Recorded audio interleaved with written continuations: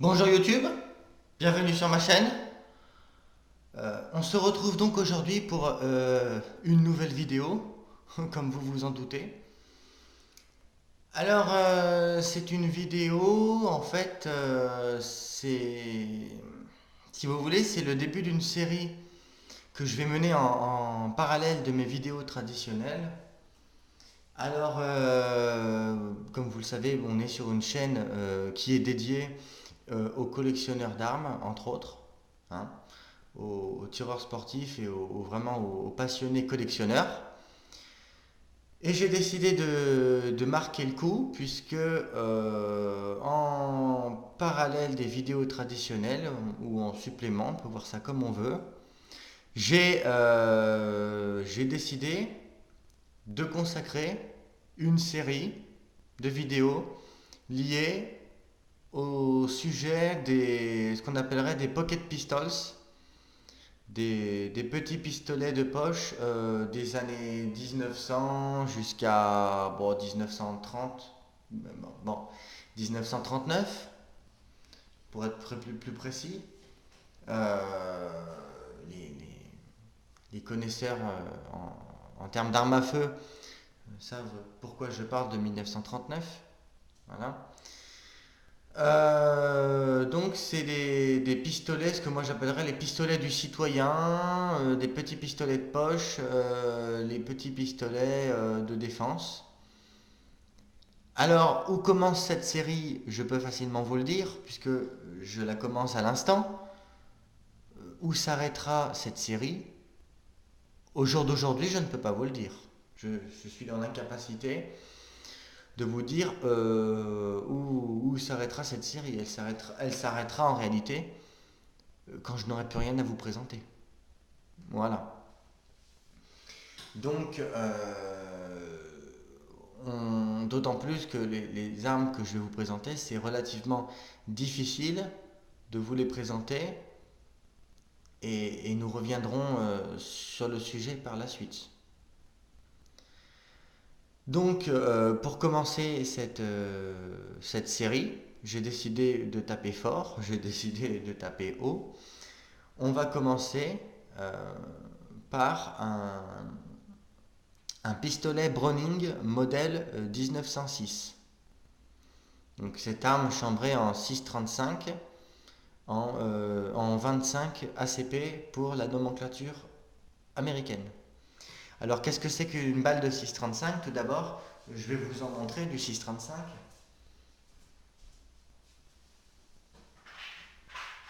Voilà. Donc du 6,35, c'est ça. Vous voyez? Voilà, donc bon bah ça c'est de la GECO, hein. Euh, voilà. Et concernant les munitions, alors attendez, je vais vous sortir des munitions. Voilà. Alors les munitions, voilà, sont dans des petites boîtes comme ça. Et les munitions, ça ressemble à ça. Voilà. C'est un poil plus gros que du 22 long rifle. Ce qui ne veut pas dire que c'est plus dangereux, hein. Euh, c'est c'est vraiment quelque chose de très peu vulnérant. Si vous êtes vraiment intéressé par le sujet, d'ailleurs, je vous invite pour avoir la différence de pénétration entre du 6,35 et du 22 long rifle, donc du 5,56 par 15, je vous invite à regarder les vidéos euh, de monsieur Patrick Sautreau, hein, qui a fait donc un banc d'essai sur le sujet. Voilà. Donc, si vous êtes intéressé, pour la différence de pénétration entre du 6,35 et du 22, vous regardez les vidéos de Patrick Sautreau. Vous allez voir en regardant pour ceux qui sont abonnés à ma chaîne, vous trouverez cette personne et il a fait un test, donc tout a été dit, je vais pas résumer. Donc le pistolet que je vais vous présenter, pour revenir sur le sujet qui nous intéresse, c'est donc un pistolet Browning modèle 1906. Alors, On va regarder ça tout de suite. Tout d'abord, je vais vous montrer son étui d'origine. Bon, ça résumera à lui seul son histoire. Voilà l'étui d'origine dans laquelle j'ai cette arme. Alors en réalité, c'est un étui porte-monnaie, puisque c'est un pistolet qu'on pouvait trimballer dans son sac à main. À l'époque, il n'y avait pas plus de problème. Voilà. Donc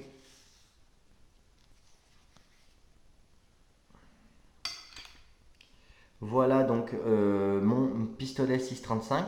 Vous remarquerez que le mien est dans un état nickel, hein. Il est dans son jus d'origine, sachant qu'il était emballé dans une boîte et qui n'a jamais servi. Moi, quand j'ai eu cette arme, elle n'avait jamais tiré. Voilà. Il est vraiment dans son jus d'origine. C'est une arme, ça, pour la collection, extrêmement intéressante. Voilà. On voit bien son petit cran de mire pour viser.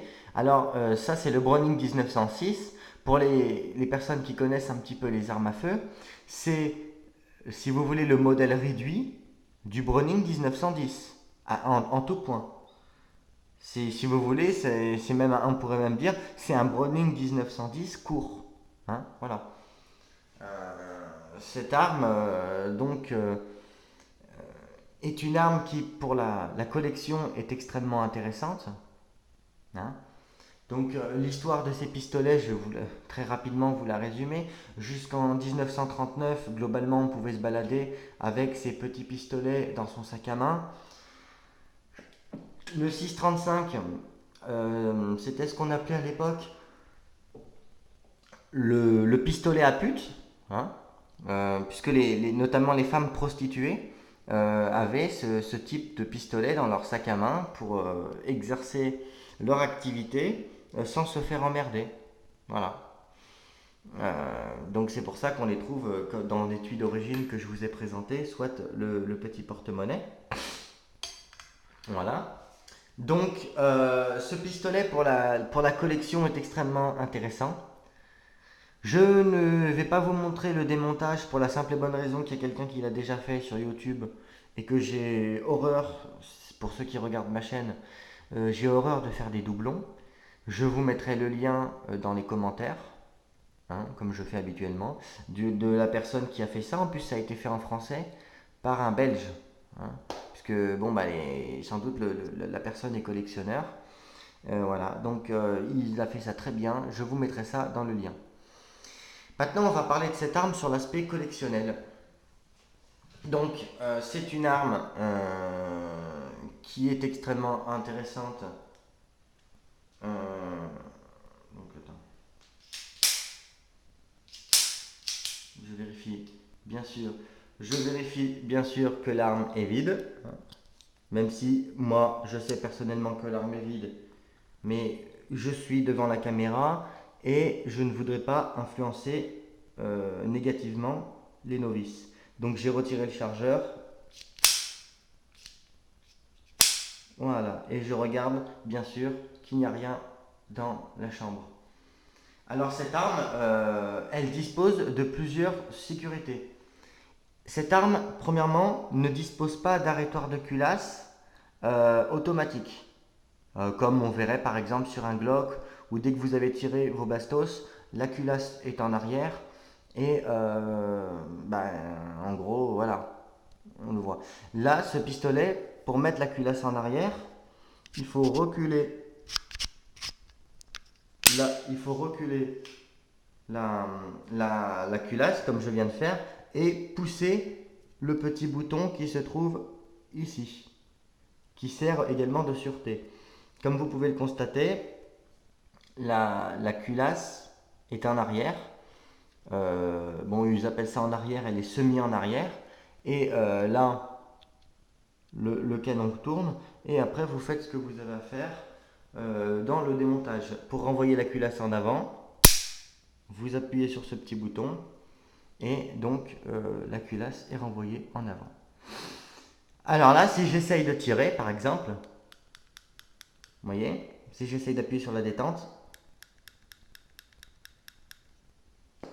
eh bien, il ne se passe rien, même si j'appuie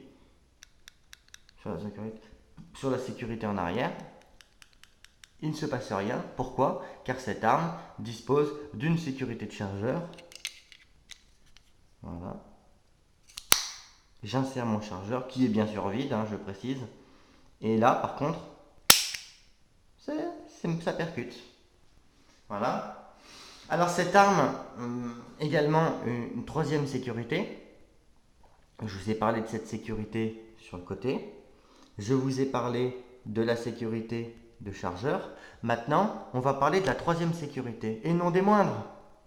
Et non des moindres, puisque on est au début des années 1900.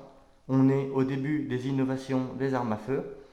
Et on va donc, chaque fabricant se copiant dessus, on va parler de cette pédale de sécurité à l'arrière. Cette pédale de sécurité, vous la connaissez. Vous la connaissez sur le Colt 45. Vous la connaissez sur toutes les copies de Colt 45 qui ont été faites après, y compris d'ailleurs le Browning 1910 qui est né 4 ans plus tard. Cette pédale de sécurité, vous la connaissez. Vous la connaissez. Hein? Eh bien, le premier pistolet à avoir été doté de cet accessoire, c'est pas le Colt 45 comme on pourrait le penser, c'est le Browning 1906. J'arme mon pistolet, voyez. Si par exemple j'appuie comme ça, il ne se passe rien. J'appuie sur la détente. Pour pouvoir presser la détente, il faudra que j'appuie sur cette pédale de sécurité à l'arrière, sur la détente, et ça part. Voilà. Alors il faut faire également très attention avec ces petits pistolets. Si vous êtes sur notamment un stand de tir, comme vous le voyez, c'est petit. Moi, avec mes mains, si je le voulais, vous voyez, je prenais l'arme comme ça. Mais petit pistolet, dit, si vous voulez, au niveau de l'appréhension, c'est pas top. Donc, quand vous prenez l'arme, bien pensez à la prendre avec les doigts en arrière, comme ça, et vous tirez la culasse en arrière, à ne surtout pas prendre la culasse à pleine main. Pourquoi? Certaines de ces armes qui sont plus ou moins anciennes,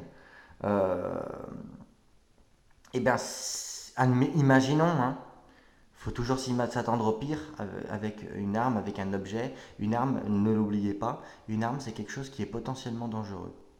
Voilà. Je ne vais pas faire le rabat-joie des stands de tir, comme on voit sur certains stands relous, mais c'est la réalité.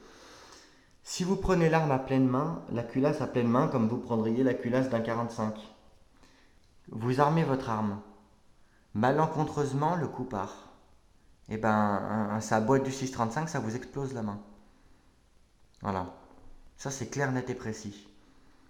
Donc, avec ça, faut plutôt faire attention.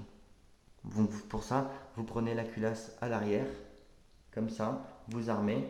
Avec vos doigts, comme ça, vous prenez votre arme. Pan, et vous tirez. Voilà.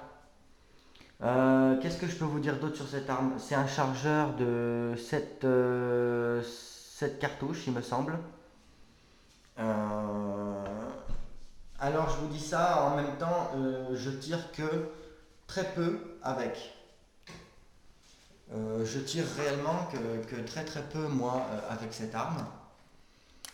Il n'y a rien il a rien d'autre à dire, à part que il est dans un bon état, comme vous l'avez constaté. Mais hormis ça, il n'y a strictement rien d'autre à ajouter. Aujourd'hui, dans le milieu des collectionneurs, aujourd'hui, c'est clairement ce qu'on appelle une arme de tiroir. Je vous ai montré une boîte de 6,35.